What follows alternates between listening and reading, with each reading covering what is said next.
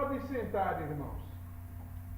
Então, eu quero iniciar falando sobre a história da oração. Já que vamos falar sobre orações notáveis, falar um pouco sobre a história da oração, mas isso vai ser assim mais rápido, porque falar sobre as orações notáveis, aí sim nós vamos nos dedicar um pouco mais, e a cada quinta-feira nós traremos aqui uma experiência de oração. Quais seriam os momentos de oração, o que a gente deduz como tendo sido um momento de oração na Bíblia? Se formos lá para Gênesis, capítulo 4, nos versículos 3 a 5, nós veremos que em Gênesis 4, 3, diz: aconteceu que no fim de uns tempos trouxe Caim do fruto da terra uma oferta ao Senhor. Versículo 4. Abel, por sua vez, trouxe das primícias do seu rebanho e da gordura deste. Agradou-se o Senhor de Abel e de sua oferta. Versículo 5. Ao passo que de Caim e de sua oferta não se agradou. Irou-se, pois, sobremaneira Caim, e descaiu-lhe o semblante. Então nós estamos vendo o que aqui? Em primeiro lugar, os primeiros sacrifícios feitos por pessoas. O que nos impressiona é que não consta que Adão tenha feito sacrifícios. Possivelmente sim, porque se seus filhos estavam fazendo, era possível que eles tivessem visto isso nos pais. Mas a Bíblia não diz. Então, nós estamos nos atendo aqui àquilo que a Bíblia diz. Outra coisa é que o sacrifício de Abel foi aceito por Deus por dois motivos principais. O primeiro foi que Abel ofereceu o sacrifício dele, a oferta dele, pela fé. Versículo 4. Aliás, desculpe, Hebreus capítulo 11, versículo 4. Hebreus 11, 4.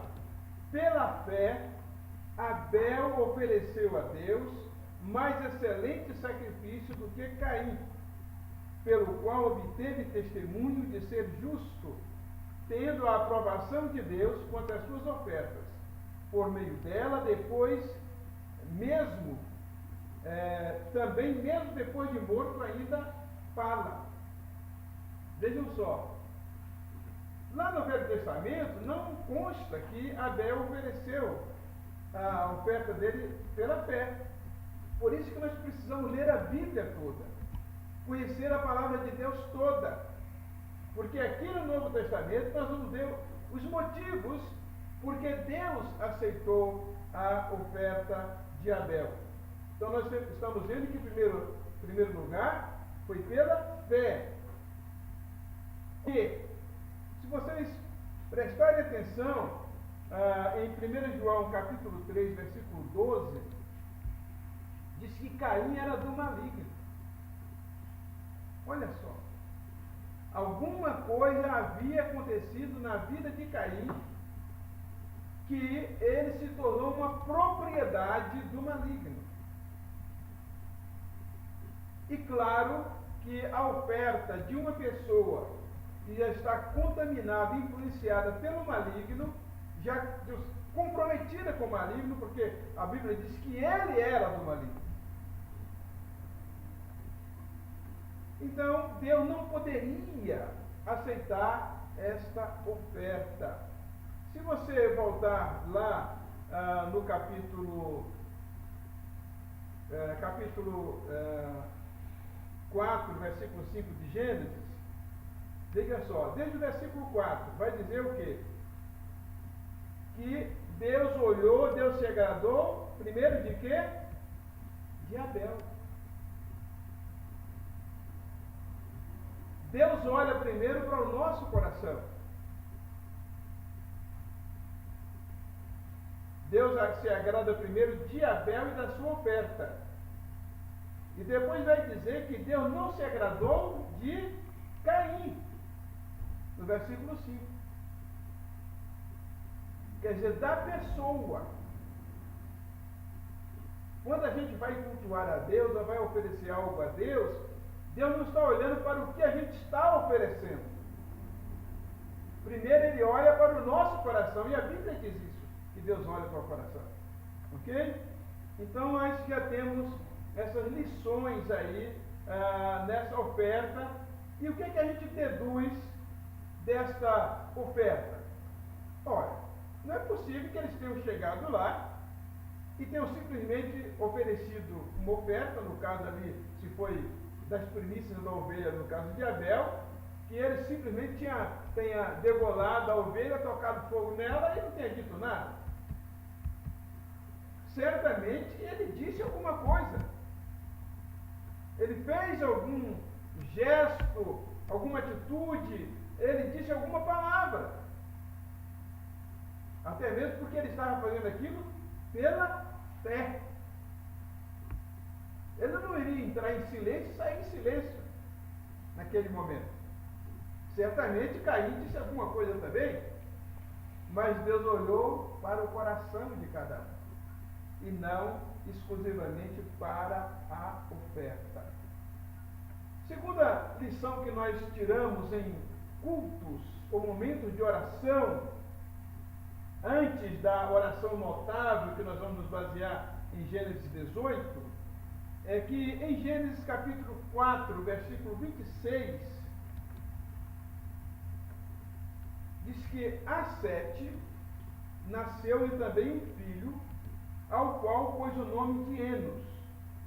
Daí se começou a invocar o nome do Senhor.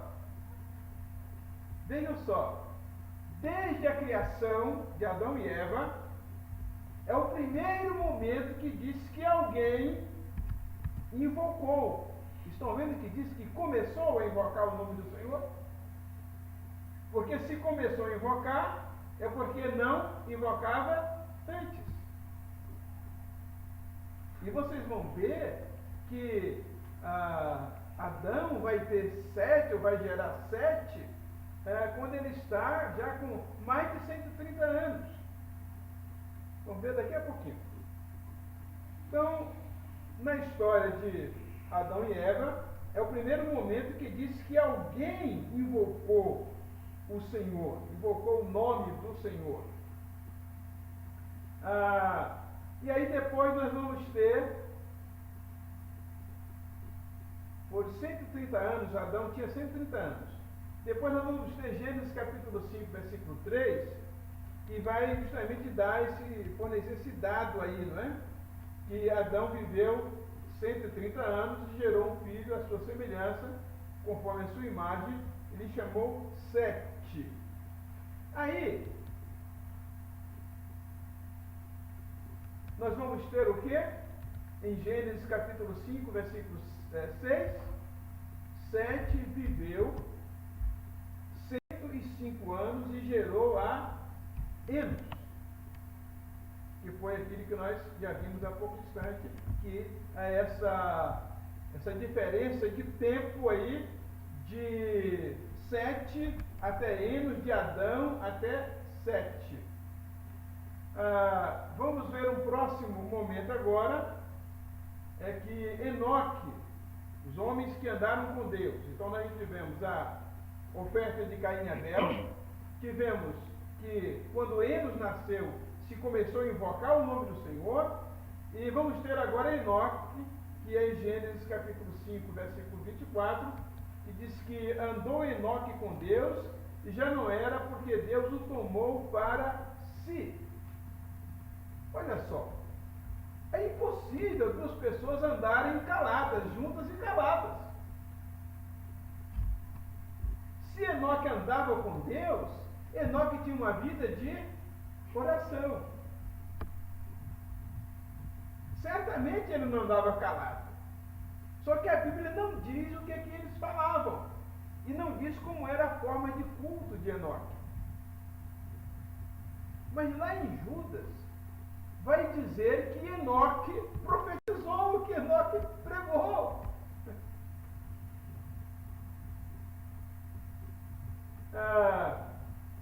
Andou com Deus. E ele não foi mais encontrado. Olha, Enoque nasceu quando Adão tinha 622 anos. Em Gênesis 5,18, diz: Jared viveu 162 anos e gerou a Enoque. Então, somando-se as datas, ou vendo-se cada data, cada ano em que um desses nasceu, então a gente vai chegar a essa conclusão aí de que Enoque nasceu quando Adão. E Adão morreu com 935, veja só. Então foi muito tempo. Até no livro O Pecado de Adão, diz que Enoque chegou para Adão e falou assim: o Bisa, né, meu bisavô, meu tataravô, né, como ele era, perguntando sobre Deus, como ele era quando vocês se encontravam lá no jardim, porque Enoque tinha sede de Deus. Mas isso é uma especulação, mas o fato é que se Enoque nasceu quando Adão estava com 622 anos, Enoque teve a chance de conversar com o seu tataravô. Mas é Enoque o homem que anda com Deus e é a primeira pessoa que não passa pela morte, que Deus o chama à sua presença sem passar pela morte. Agora, entre Enos e Enoque, são 387 anos. Isso está, se você comparar Gênesis 5, de 3 a 18, vai encontrar isso aí. A segunda pessoa que andou com Deus, que a Bíblia diz que andou com Deus, é Noé. A segunda pessoa que a Bíblia diz que andou com Deus é Noé. Em Gênesis capítulo 5, versículo 28 e 29, diz assim: Lameque viveu 182 anos e gerou um filho. Pôs-lhe o nome de Noé, dizendo: Este nos consolará dos nossos trabalhos, das fadigas de nossas mãos, nesta terra que o Senhor amaldiçoou. Era um momento amargo na vida daquele povo, né? Em Gênesis capítulo 6, versículo 8, diz: Noé, porém, encontrou, e se achou graça, encontrou a graça de Deus diante do Senhor. Então, Noé foi um homem que se encontrou com a graça de Deus. Abel viveu pela fé. Enoque andou com Deus. Em Enos há um avivamento espiritual.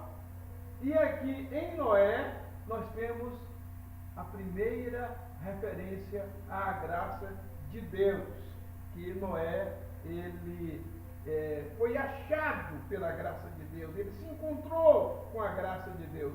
E quem sabe, meu irmão, minha irmã, se você também não está precisando nesses tempos tão difíceis, porque olha o que o pai de Noé, Lameque, diz, que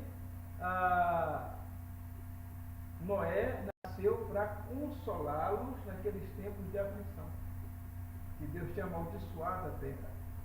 Nós estamos vivendo um momento que uma maldição grande está sobre o mundo. Noé nasceu em 1056, da idade de Adão, né? De Adão até Noé, até o nascimento de Noé, foram 1056 anos, desde a criação de Adão até o nascimento de Noé. Entre Enoque e Noé são 434 anos. Tá? Estou mostrando esses tempos para vocês verem os períodos em que não há nenhum registro de alguém buscando a Deus. Em Gênesis 6:9 diz: Eis a história de Noé. Noé era homem justo e íntegro entre os seus contemporâneos. Noé, o quê? Andou andava com Deus. Segunda pessoa que a Bíblia diz que andava com Deus. E se andava com Deus, meu irmão, é impossível não ter conversa. É tanto que Deus se comunica com Noé e manda ele fazer a arca. E Noé leva esses 120 anos na confecção da arca. Então, Noé ele é considerado justo no meio dos tempos difíceis e de injustiça em que ele viveu. Então, vimos esses dois casos, né, de dois homens que andaram com Deus, que a gente deduz que houve oração, e no caso de Noé, porque Deus falou com Noé, e não deve ter sido assim um monólogo, né? Até mesmo porque Deus deu o projeto da arca para Noé. Terceira lição ou momento de culto que vamos encontrar na Bíblia, Bíblia de culto e de oração de um homem chamado por Deus. Em Gênesis capítulo 12, versículo 1, diz: ora, diz o Senhor a Abrão: sai da tua terra, da tua parentela e da casa de teu pai, e vai para a terra que te mostrarei. Depois de Noé, há um silêncio imenso de tempo, até Deus chamar, no caso aqui ainda, Abrão. Abrão nasceu no ano 1944, depois que Adão foi criado. Nós poderíamos dizer que Adão estaria, se estivesse vivo, com 1944 anos. Em Gênesis 11, 26, vai falar sobre o nascimento de Abrão. Viveu Tera 70 anos e gerou Abraão, a Naor e a Arã. Entre o nascimento de Noé, o nascimento de Adão, são 888 anos. Adão, são quase 2000 anos, vamos ver isso daqui a pouco. Em Gênesis 12, 7, desapareceu o Senhor a Abrão, ele disse: darei a tua descendência essa terra. Ali edificou Abrão um altar ao Senhor, que lhe aparecera. Até aqui nós estamos vendo a iniciativa de Deus falar. Deus fala com Noé, né? Deus fala agora com Abraão. Então, se Abraão edificava altares, é quase impossível que ele não dissesse nada enquanto estivesse oferecendo o seu sacrifício. Então a gente deduz que houve oração, houve conversa, houve diálogo com o Criador. Agora em Gênesis 15, 1, diz o seguinte: depois desses acontecimentos, veio a palavra do Senhor a Abrão, uma visão, e disse: não temas, Abrão, eu sou o teu escudo, o teu galardão. O teu galardão será sobremodo grande. Versículo 2: respondeu Abrão. Aí agora nós temos a resposta do homem. Porque até aqui não tínhamos ouvido ninguém falando com Deus, a não ser no caso de Adão, quando ele pecou, e no caso de Caim, quando matou o irmão. Mas aí nós não podemos dizer que foi oração. Mas aqui não, aqui nós estamos vendo até um certo questionamento. Respondeu Abrão: Senhor Deus, que me haverás de dar, se continuo sem filhos, e o herdeiro da minha casa é o Damasceno Eliezer? Verso 3, disse mais Abrão: a mim não me concedeste descendência. Aí ele vai dizer o que ele tinha decidido já, entendeu? Aí ele fala: e um servo nascido da minha casa será o meu herdeiro. Deus tinha feito uma promessa para ele. Então, como a promessa não havia se cumprido, ele começou a imaginar como que ele iria passar a herança dele. e como que Deus iria cumprir as promessas dele na vida de Abraão. Nós fazemos isso, né, irmãos? Nós começamos a querer encontrar um jeito para dar um jeito no que não tem jeito do nosso lado. No versículo 4, a isto respondeu logo o Senhor, dizendo: não será esse o teu herdeiro, mas aquele que será gerado de ti será o teu herdeiro. Versículo 5. Então Deus conduziu Abraão até fora da sua tenda e disse: olha para os céus e conta as estrelas, se é que o podes contar. Ele disse: será assim a tua posteridade. Aí o versículo 6 arremata esse momento dele com Deus, porque aí houve um diálogo, e um diálogo de oração, de querer entender os planos, os projetos de Deus. Ele creu no Senhor, e isso lhe foi imputado para justiça. No versículo 8, vemos mais uma indagação de Abraão a Deus. Ele pergunta para Deus: Senhor Deus, como saberei quem de possuí-la? Isso porque Deus disse que daria aquela terra onde ele estava. Como eu saberei quem de possuí-la? Então você vê aí sim um diálogo, porque a gente ensina que a oração é um diálogo. Você fala, mas você também ouve. E na verdade hoje na oração a gente fala mais do que o que ouve. Mas se você prestar atenção, até aqui é Deus que fala mais. E o homem ouve mais. Aqui Abraão começa a dialogar com Deus. E como ele viu que Deus disse que seria um descendente dele, Sara já estava aí com os seus 70 e tantos anos. Aí Sara diz: olha, Abraão, o negócio não dá mais certo. Você viu que eu já não posso mais ter filhos. Então, já que vai ser um herdeiro, pega aqui a Agar, fica com ela e gera um filho. Isso no capítulo 16 de Gênesis nós vamos encontrar isso. Novamente, os homens querendo dar um jeitinho, dar uma mãozinha para Deus. Já que o Senhor vai fazer isso, então eu vou arrumar um atalho aqui. A nossa falta de paciência de esperar. E a gente tentar criar atalhos para receber, participar, para que as promessas de Deus se cumpram. No capítulo 17 de Gênesis, nós temos aí o momento em que Abraão se prostra diante de Deus. E Deus muda o nome dele e o nome de Sarai, sua mulher.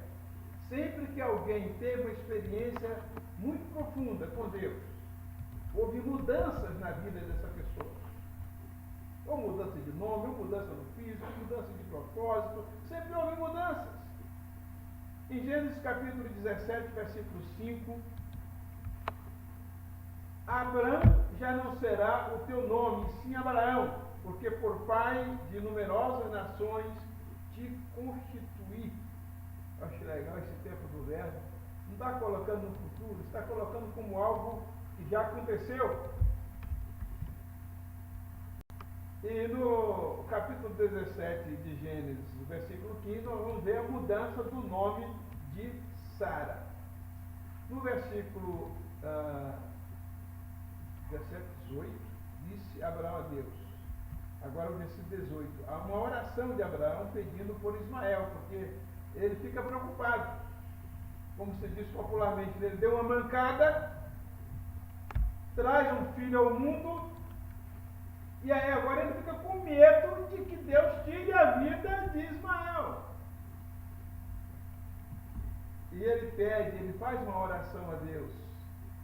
Pede a Deus pelo seu filho. Mesmo não sendo aquele filho da promessa, Como Deus é bom, irmãos. Como Ele pode nos abençoar, até mesmo quando cometemos erros.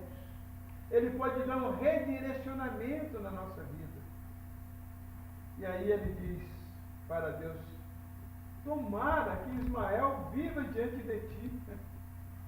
Aí Deus diz: fica tranquilo, eu vou fazer dele também uma grande nação. E aí tem toda uma confusão quando Isaac nasce, que não dá para a gente entrar nos detalhes aqui. No capítulo 18, aí nós temos a oração notável, e vamos pontuar um pouquinho mais rapidamente também, por causa do nosso tempo, mas é a primeira oração que poderia ser chamada de notável. Modo como ela foi feita.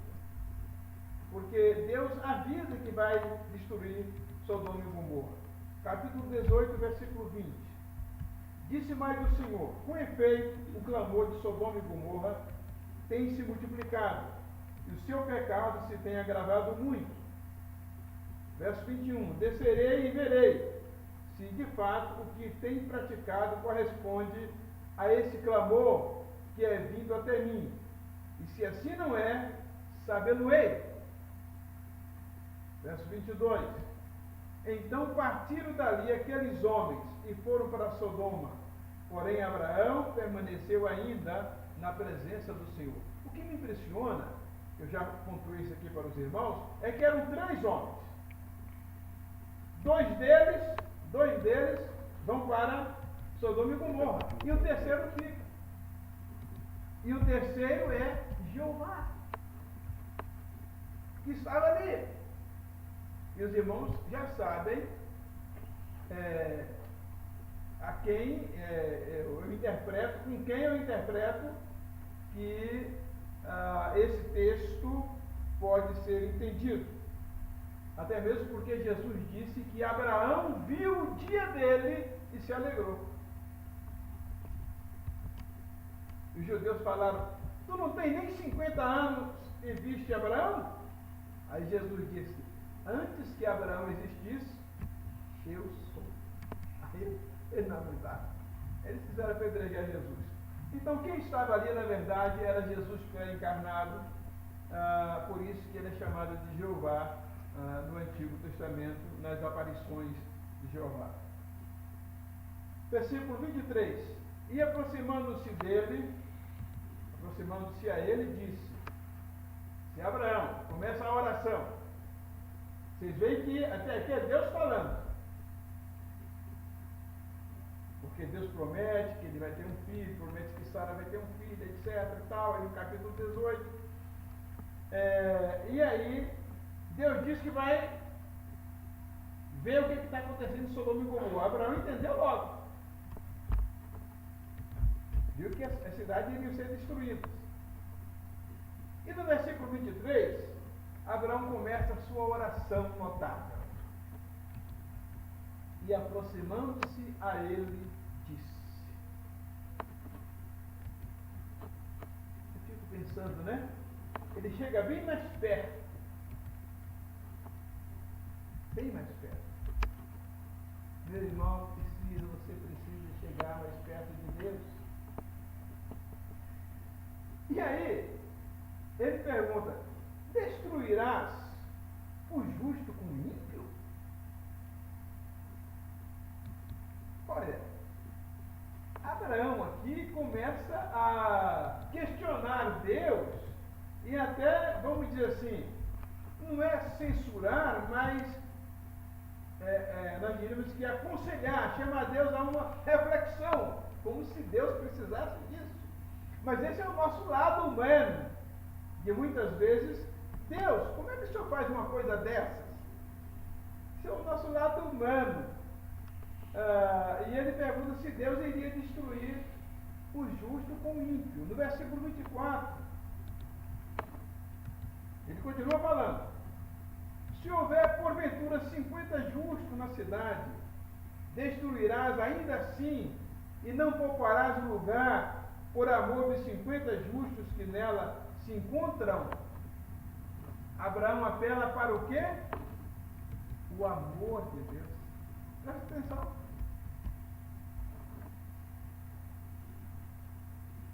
Se houver, porventura, 50 justos na cidade, destruirás ainda assim, e não pouparás o lugar, por amor de 50 justos que nela se encontram, por amor. Abraão já sabia que Deus era amor. Deus é amor.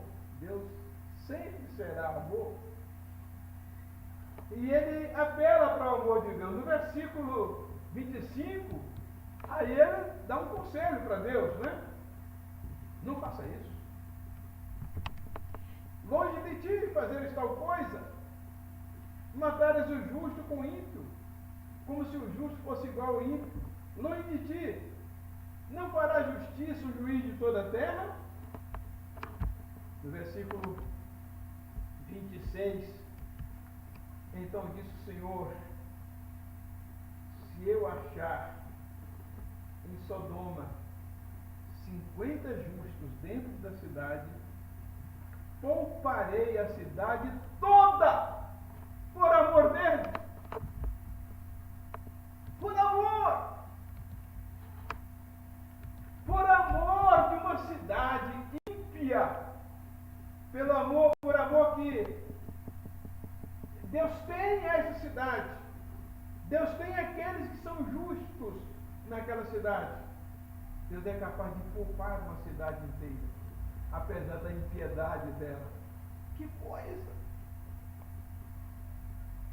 Agora, se você imaginar que é Jesus pré-encarnado está falando isso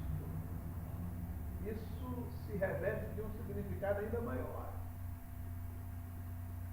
No verso 27,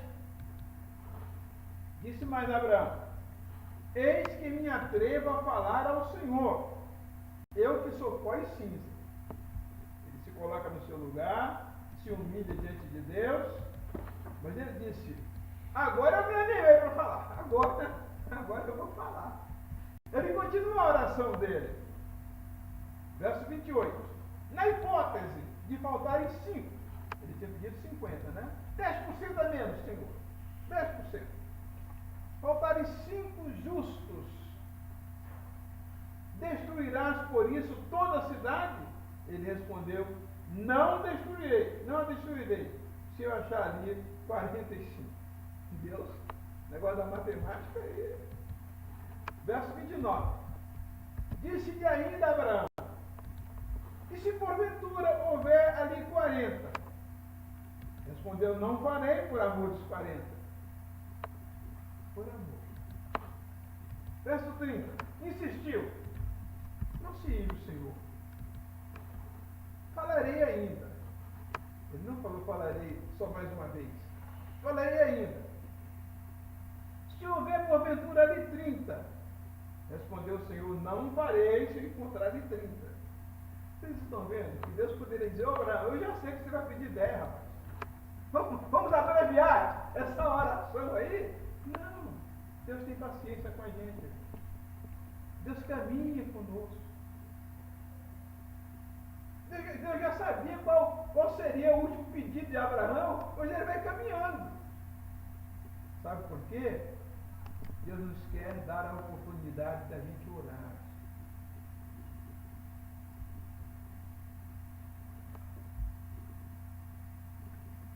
Verso 31, continua Abraão: eis que me atrevi, ó, ele não já estava falando? Eis que me atrevi a falar ao Senhor: se porventura houver ali 20, olha, ele diminuiu bem agora, né? Você viu que de 50 foi para 45, para 40 e agora para 30, e aí ele diminui mais 10, né? Ele começou com 5 e 5, 10, 10, né? Se porventura houver ali 20, respondeu o Senhor: não a destruirei por amor dos 20. Oh Deus de amor. Verso 32, disse ainda Abraão: não se aborrece não, viu, Senhor? Eu só vou falar mais uma vez. Não se ire, Senhor, se lhe falo somente mais esta vez. Se porventura houver ali 10, respondeu o Senhor: não destruirei por amor. Meus irmãos, sempre a repetição, Deus dizendo os motivos porque muitas vezes Ele não destrói uma cidade inteira.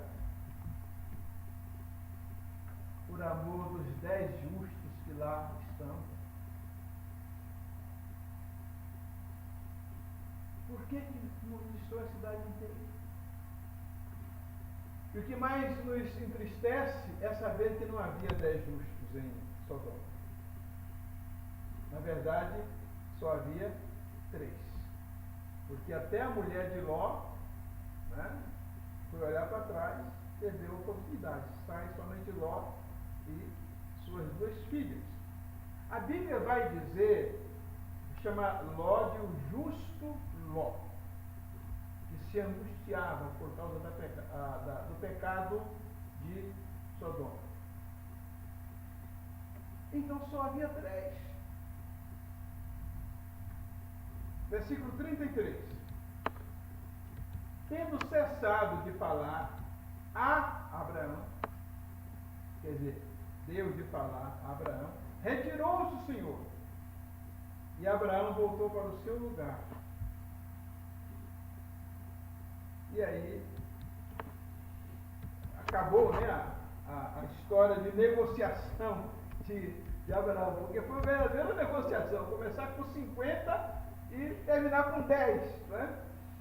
E Deus teve a paciência de caminhar com Abraão. Deus vai ter a paciência de caminhar com você, meu irmão, na sua oração, na sua vida. Mas o que mais nós podemos aprender aí é que através da nossa oração nós podemos salvar uma cidade. Tá? Através da nossa oração nós podemos salvar uma cidade. A cidade onde houver justos, Deus vai fazer alguma coisa por aquela cidade.